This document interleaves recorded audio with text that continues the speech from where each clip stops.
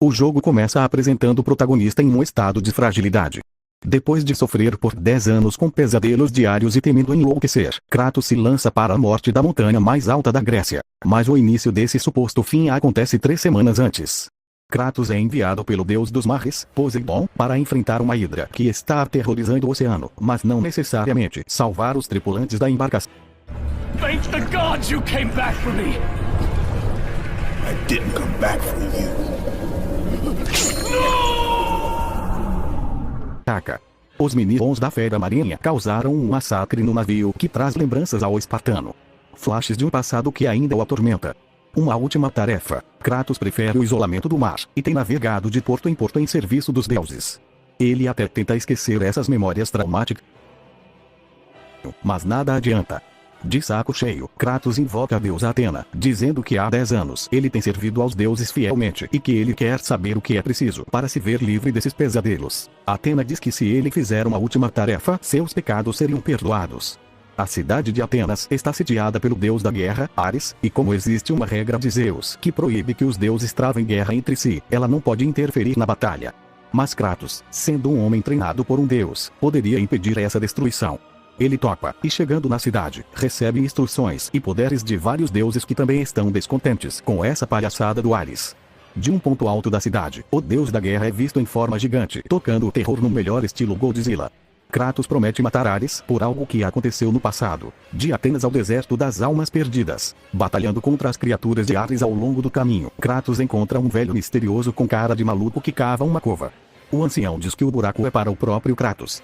O tempo está correndo e o espartano vai salvar o oráculo de Atenas. Durante a conversa, o oráculo consegue ver uma pista de seu passado. Ele era um capitão do exército espartano, implacável em violência e que acabou sendo consumido por seu desejo sem limites por conquista. O oráculo e Atena explicam que a única forma de destruir um deus é com a caixa de Pandora e contam como encontrar esse artefato. Kratos toca o chofar mágico para abrir passagem, desce o cacete nas sirenas e assim encontra Cronos, o titã condenado por Zeus a vagar pelo deserto com o templo de Pandora nas costas. O portão do templo guardado pelo queimador de corpos, um morto-vivo que passa o dia jogando cadáveres de pessoas que morreram ao se aventurar no templo. Ele avisa que é fria entrar lá, mas abre a entrada para o espartano. Kratos encontra uma quantidade enorme de cadáveres de soldados massacrados no chão. Guerreiros que tentaram encontrar a caixa de Pandora, mas que foram impedidos por Ares. O que desbloqueia outro flashback. O passado do fantasma de Esparta. Kratos liderava um exército mortal e fiel a ele, mas os bárbaros do leste, contra quem guerreavam, eram muito mais numerosos.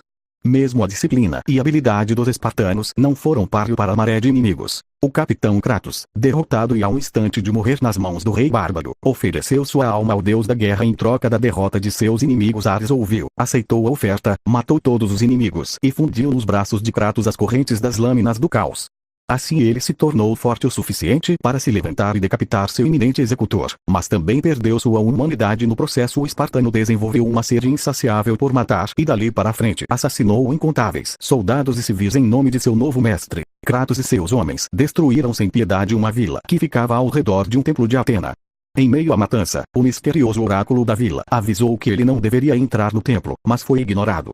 Kratos entrou e matou tudo à sua frente, em meio ao incenso e vapor. Após a carnificina, o vapor se dissipou, assim como o frenesi do espartano. A imagem de suas duas últimas vítimas fizeram com que ele decidisse não mais servir ao seu mestre. Ele tinha matado sua própria esposa e filha. Para tornar tudo mais trágico, essa situação foi planejada pelo próprio Ares, a fim de acabar com o resto de coração mole que o Kratos tinha e fazer dele um matador ainda mais eficiente. O oráculo amaldiçoou o espartano, fazendo com que as cinzas de sua família cobrissem sua pele e que todos que o vissem soubessem o que ele fez. A partir daquele dia, Kratos seria conhecido como o fantasma de Esparta. Fim do flashback. A caixa de Pandora. De volta ao templo, Kratos resolve alguns enigmas, enfrenta inimigos, escala obstáculos, briga com um minotauro zumbi gigante de armadura e com um sátiro zumbi acrobata e finalmente ele encontra a caixa de Pandora. Atena aparece no holograma e pede que Kratos leve a caixa até a cidade. É a primeira vez que um mortal tem acesso ao artefato. Só que, lá de Atenas, Ares percebe o que está rolando e lança a quilômetros de distância uma coluna de mármore quebrada, empalando o espartano. Enquanto morre, Kratos vê as arpias de Ares roubando a caixa. Kratos vai para o inferno, mas não fica muito tempo por lá. Uma corda cai misteriosamente do alto, oferecendo uma fuga do mundo inferior. A trilha vertical acaba dando naquela cova em Atenas. A identidade do velho coveiro continua um mistério, mas ele definitivamente trabalha com os deuses. Vingança contra Ares. Ares está lá com a caixa nas mãos, bradando para Zeus o quão incrível e autossuficiente ele é. Incógnito, Kratos derruba a caixa das mãos de Ares, a abre e tem seu corpo aumentado, ficando também como uma estatura colossal.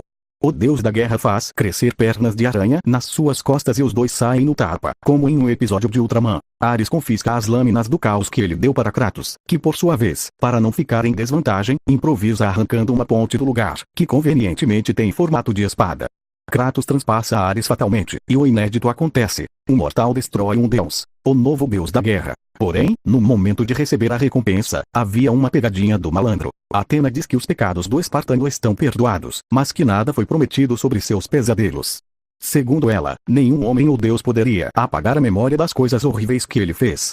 Deprimido, Kratos sobe a montanha mais alta da Grécia e se joga de lá, porque acha que poderia ganhar alívio na morte. Ele cai no mar, mas antes de se afogar é salvo por Atena.